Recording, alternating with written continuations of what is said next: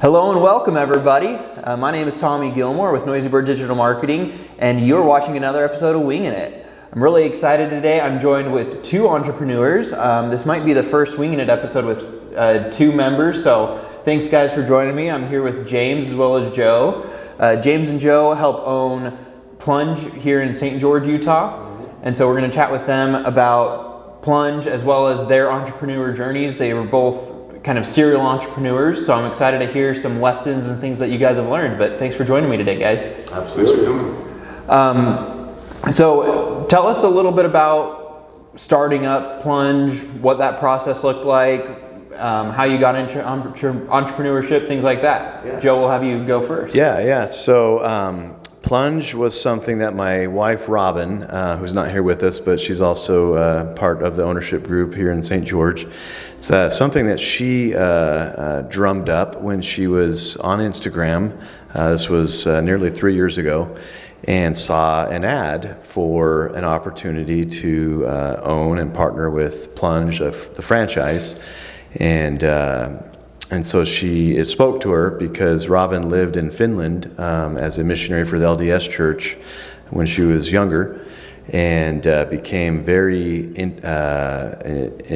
ingrained and very part of that culture in Finland, which is very much based in sauna, which is what they call sauna in Finland, and plunging, and the not only the tradition and regimen of that, but the healing and the health benefits that come from it.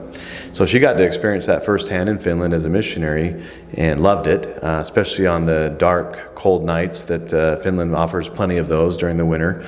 And for her, it was honestly, her reset and her saving grace sometimes, just to get through some of the dark and cold that she experienced there. So fast forward, 20 plus years later, and coming across this opportunity with Plunj, it spoke to her instantly. And she waited a couple weeks before even mentioning the opportunity to me, thinking that I would probably maybe turn it down. I was like, well, we have no business, starting something like this. We love it, but how on earth could we make a business out of it? And not unfortunately, but fortunately, she did approach me about it, and the rest is history. We met with Sean and Lauren, the founders of Plunj, and it was just a match made in heaven. So that's how we got introduced to this opportunity. That's awesome. James, how did you get involved then? I just went to Plunj. I actually I knew I was about to sell. I had a software startup at the time that I'd been working on for about 4 years, and I knew I was going to sell pretty soon. And I always loved the idea of franchising, because up until then I'd kind of invented everything that I'd built. I invented the project that I was working on, music that I'd done before, and I just was kind of done with that. And I was like, I just want something that's turnkey, and I want to try my hand at franchising. And I had gone to, this was probably during the height of where cold plunging started to be spoken about in social media and things like that. And I actually went to Plunj, which was the first bathhouse in Utah. Okay. And it was in Provo, Utah. I brought a friend, and I left. And I remember, because one of the benefits of contrast therapy, or especially even cold plunge, is that your endorphins spike. Mm-hmm. And I remember leaving there and thinking, I am one of the happiest. This is one of the happiest moments of my life, because I just felt so happy. Yeah. And it lasted for so long. Mm-hmm. And I just was like, you know what? This is something I could sell. Yeah. So I, reached out to the founders and kind of started that journey there. That's awesome. Yeah, I can definitely attest. I've done the hot to cold a couple times. I've got a membership with you guys now. And I mean, you're not kidding when you say there are benefits. When you're in the cold water, you don't feel that happy, but you come out, you warm up, and you go hot to cold maybe 1 or 2 more times, and you really do feel like, oh, I just accomplished something difficult. Yeah. You feel like you can run through a wall. Yeah. No, I think it's kind of like a framework for success in life, because I think the most common concern, we were talking to people who are like, oh, I could never get into cold water. And it's so valid. It's hard. It's something that's hard. But if you really think about like the ROI of getting into cold water, you're in the water for like 1 to 5 minutes, and then these lasting benefits the whole day. Yeah. And it's just like do something hard for something really, really good for a long time. It's like the ROI on sitting in cold water is nuts. So yeah. It definitely is, yeah. And so, I mean, it sounds like for both of you guys, this isn't your first entrepreneurial venture either. I know, James, you mentioned you've done music before. Mm-hmm. People might know you as James the Mormon. Mm-hmm. And so if you guys don't follow him, haven't heard his music, definitely go check it out. Yeah, that was a lifetime ago, but yes, I did do that. And then you've also had other like tech startups and some other businesses that you helped grow and scale and then go into selling. And now you wanted something that didn't require you to fully bootstrap it and just really pull it up from I just wanted to mimic. I wanted someone else to do the hard work and then and then just replicate what they did. Yeah. I'm looking forward to that day. I'm totally bootstrapping on this, so I hear you, man. Those 12, 14-hour days. Yeah. I'm looking forward to it will pay off. Something hard for something good in the future. Yeah. Exactly. And then Joe, I know that you've been in the kind of financial realm a little bit, or I guess a lot of it. I started my career in financial services. Got an undergrad in business management at BYU and took my first job as a credit analyst out in Irvine, California, working for a large commercial finance group there. And basically, that's where my career started and continued in that financial realm, both on the commercial financial side and quite a bit on the consumer financial side. And pursued that path and definitely made progress up that corporate ladder and with a nice salary and benefits and all the nice things that comes from pursuing kind of working for someone versus for yourself, right? Yeah. But I came across kind of a crossroads in 2017. The firm I was working for was liquidating, so I knew the writing was on the wall that eventually I'd be working myself out of a job, which was unsettling, but at least I had some preemptive notice of that, right? Yeah. So it helped me kind of start game planning for that. Actually, I went back and got my MBA during that period because it was several years that we were kind of liquidating this division, and so went back and got my MBA. We were living in Nashville at the time, so got that from Vanderbilt. And I feel like that was the opportunity and experience that opened my eyes to business, entrepreneurship, and maybe feeling like I could break free potentially from a corporate type job that provided the security of some income and stuff, but I feel had a ceiling in terms of the potential. And so it was in 2017 that I broke away from that and started a franchise with a company called Lendio, which is in small business lending space, and basically started my own franchise of that in Nashville, and still do that to this day, helping small businesses get funding for their businesses, whether they're starting up or growing or everything in between.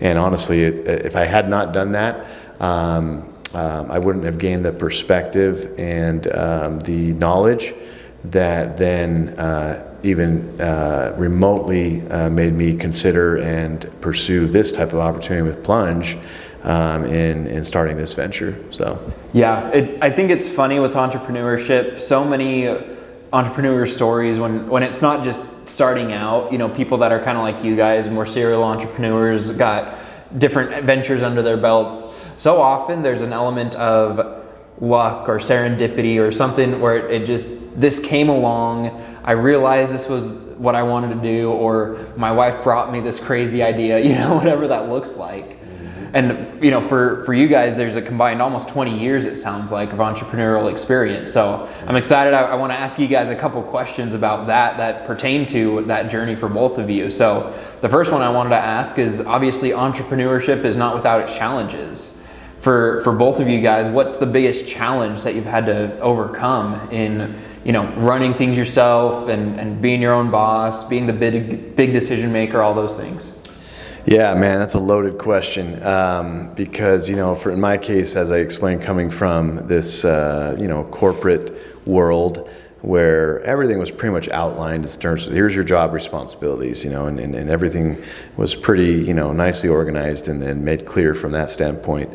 All of a sudden, breaking out from that, now my calendar I'm in complete control of my calendar. Yeah. Right. And so I think one of the bigger challenges for me, as liberating as that was, and as amazing as that continues to be to this day, which is one of the big upsides of breaking free from an 8 to 5 or, some other, job situation, as liberating as that is, it also becomes a matter of how do you organize your day from a strategic standpoint to make sure that you're getting the most out of what you're choosing to do with your day, right? And so that for me, I think, was a early challenge and continues to be to this day, because ultimately you've got to put most of your time in the things that generate the most ROI for you. And sometimes it's the old adage of working, in your business versus working on your business. Yeah. And that can, even with this Plunj, business, it's very easy to get caught up in working in it and managing every day that comes with all sorts of sets of challenges operationally, management, managing guests, everything else, and which takes away from the time that allows you to really work on it and be strategic from a sales and marketing and operational standpoint. So that's my perspective. Yeah, I mean, speaking to the calendar, here we are, it's 9 o'clock at night. You guys are gracious enough. We made some schedule accommodations for both parties, and it's 9 o'clock at night and we're here recording. But the beauty of that is tomorrow my son's got an MLK Day presentation at his school at 1 o'clock in the afternoon. I don't have to ask anybody to take it off. So, you work the long hours, but then you get the reward for it too. So definitely I agree with the challenges of organizing the day, saying, okay, I need 2 hours to actually work on the business instead of in it, and then finding that time, being strategic, whether it's, all right, I gotta put some headphones in, I gotta go to my home office, I gotta go to a library somewhere, whatever that looks like, you just making that time. Yeah, James, the biggest challenge and what you've learned from that in being an entrepreneur. I think the biggest challenge has been finding products to sell that have been market validated and have product market fit. I think it took me a long time. Often with a lot of my ideas and ventures, I was like, this is a great idea. And then I would start working on it. And then I would do all this work to build it with zero research. And then I, try to bring it to the market, and it falls on its face because there's no product market fit. So, over time I've learned the importance of making sure there is product market fit, making sure there's demand for what you're doing, making sure you're solving a real problem, and then building a product around that is the best way to go about it. And it took me a long time to figure that out, and a lot of trial and error. Which is again why I was excited about a franchise, because they did the product market fit testing, and then I just get to piggyback on that. Yeah, they know the product's good. They know the market responds to it. Yeah. And then you have the SOPs as well that makes it, for me, that's the biggest headache. I'm not a very organized person, I guess is a good way to put it. And so my brain just doesn't think like that. I'm just go, and put your head down and grind. And that works to a certain extent. But when you start to bring other people in, you need somebody that knows this is how you do this is how you respond to this, things like that. So it's helpful. If somebody's watching and they have an idea for a product and they want to know, okay, how do I, bootstrap, do some product market fit? How do I do that on kind of a shoestring budget? What did that look like for you? How did you start that process? I think talking to who you believe your customers are is free. Right. So outreach, I don't know how, if you're not connected, it might be harder, but maybe you can find someone who is connected. But if you work hard enough, you can network to who your customers are, and just asking them, like, what do you think of this idea? Is it something you would pay for? How much would you pay for this thing? Is invaluable. And and a lot of those people, if they express interest, you can get their information, and then you can, follow up with them as you're building, and get feedback as you're building your product. So I think for free, you can determine product market fit if you're willing to put in the work to communicate with who you believe your ideal customers are. Yeah, just getting in that right circle, finding the right person, and then asking good questions, it sounds like. Yeah, yes. That's awesome, I like it.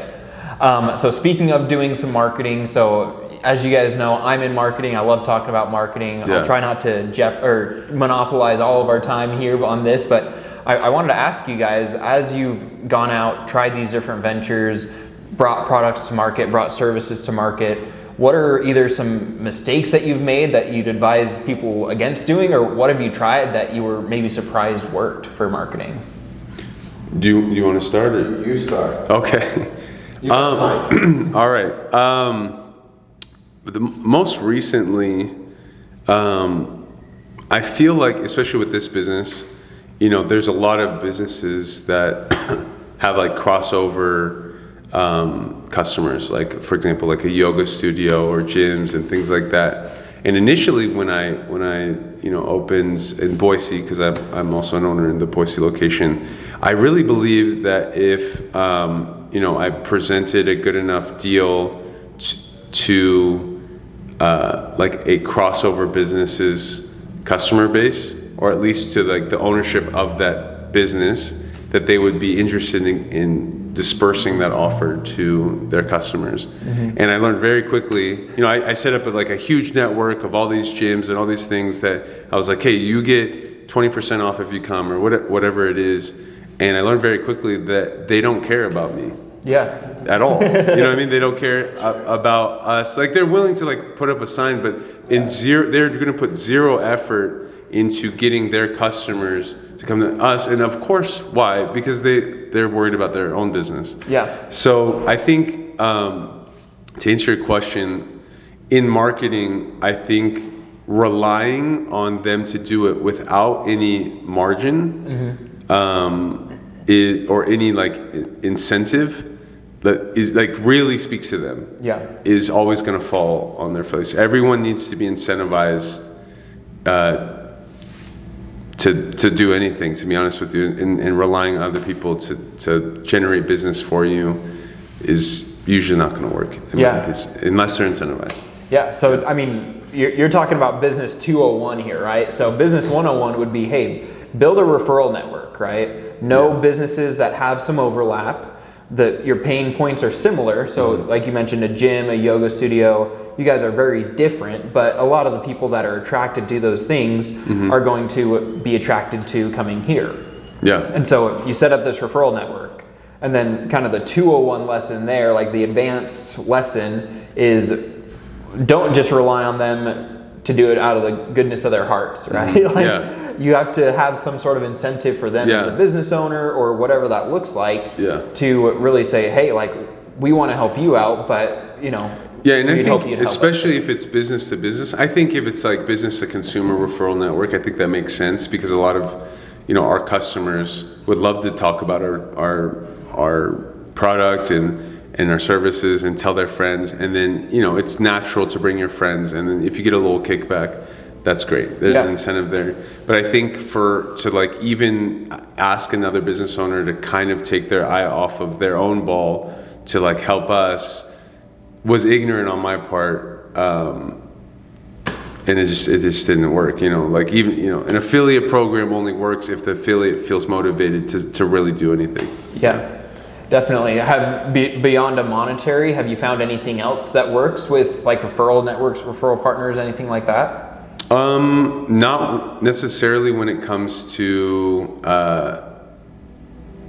sending their customer base, but I think leveraging their audience, and if you can figure out how that you can get in front of their audience and you can communicate your offer and communicate your product, that's great. Yeah. So having those relationships is invaluable, but I still think you need to be doing the work. You can't expect them to do the work. Yeah, for sure. I like that. So Joe, for you, what have you found kind of works as far as marketing, or what have you tried that was like, man, that was a huge waste of money? Yeah, well, and I come from a bit different approach from entrepreneur standpoint, because the two main ventures that I have been involved in have been franchises, right? And so one of the big mistakes I made early on, honestly, with both ventures, that I still do, that I still am actively involved to this day, is relying or assuming that because you partnered with a franchise and you talk about SOPs and standard operating procedure, and everything should be turnkey and basically just execute the proven blueprint, the proven playbook from a marketing and operational standpoint. But specifically when you're talking about marketing, expecting that the marketing that they provide you, or at least a blueprint, is foolproof, or is just turnkey and just do this and you get this, right? Yeah. In my case, both franchises that I have partnered with and joined were brand new franchises. And so the reality, looking back, is that they were really figuring out like the marketing piece alongside with me. Yeah. And they didn't have a really good playbook from a marketing standpoint. And unfortunately, I failed to recognize that early on with both these ventures. And it wasn't until that you're not getting the customer response, you're not getting the amount of business and revenue that you projected to get, based on the opportunity that you signed up for, and that hits hard, right? Because all of a sudden, you're not generating early on enough revenue to cover expenses, and that ultimately speaks to disaster and failure. If that continues, if that trend continues, right? And a lot of lack of sleep. Yeah, and a lot of lack of sleep. So I would say from a marketing perspective, particularly when you are joining or purchasing a franchise, is don't just assume that the marketing playbook that they give you is going to be bulletproof and successful for your market. You've got to do a lot of that trial and error. You've got to do a lot of different strategic activity on that side, and not just fully trust that it's played out for you. Yeah. No, I think that's great advice. If somebody that's watching is, getting involved in a franchise, kind of those opening talks or that early phase, like you said, they'll probably have something for marketing, some sort of something in their playbook, but that doesn't mean it's going to work perfectly day one, fresh out of the box in your new market. Like there's still warming up the market, there's still product market fit or service market fit. I mean, there's a lot to consider with that, and so it could be 6 or 12 months before you're seeing the numbers that are in those projections they give you. Awesome. Yeah, the last question I like to ask of the people that come on is just about like the best piece of business advice you've ever been given. So this can be something somebody actually told you, this can be something you read in a book, but I'd also love to hear how implementing that kind of took your business to the next level. What did that do for you, the business owner, or your business as a whole? Yeah. All right, let's see here, because I've learned a lot of business advice just through a lot of what they call dumb tax or stupid tax. But in terms of the best advice I've been given, I mean, I would say, I can't think of one particular piece of advice, but I would say in general, especially starting up, right? And this has been the case in both the main ventures I've started. Things do not go to plan hardly ever when you first start. You may have what you feel like is just a solid, robust business plan, and with projections and all the details lined up, and the excitement's there, the adrenaline's pumping, and then when you actually open your doors and start operations, rarely are things going to go to plan. Yeah. And the reality is, it's probably going to take a lot more work and a lot more time to achieve what you expected or planned out to accomplish. Yep. And I think that's why, the statistic is that, most businesses fail within the first year to 2 years of opening, because when they hit those unexpected, bumps and challenges that they didn't plan for and didn't project, and they don't pivot and adjust and still keep that kind of long-term vision while you're trying to survive the short term, then it fails. Yeah. Right? And so I think the best piece of advice I have is, yes, do all the planning and all the preparation and all the research and everything that goes into starting a business, but prepare for all of that to not work and stay committed to trial and error and keeping that long-term play while you're trying to get through those really hard times. And anything that you do in life, if it's not hard, it's probably not worth it. So yeah. A couple things to unpack there. The big one that I wanted to unpack was really what you were talking about at the beginning, like that patience and how I think it's Alex Hormozy. He has a quote where he says, you'll probably overestimate how much you can accomplish in 12 months and underestimate how much you can accomplish in 10 years. Mm-hmm. And I've definitely seen that as a business owner. I'm coming into year 4 with my business, year 2 of, full-time, this is how I make my living.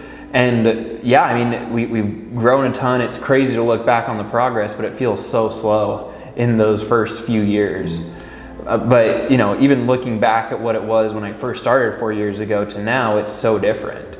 And so, if I give myself another 4 years even, I could see what that trajectory looks like. And so, like you said, I don't think people are willing to be patient enough through those hits. The Mike Tyson quote, everybody knows, everybody's got a plan till they get hit.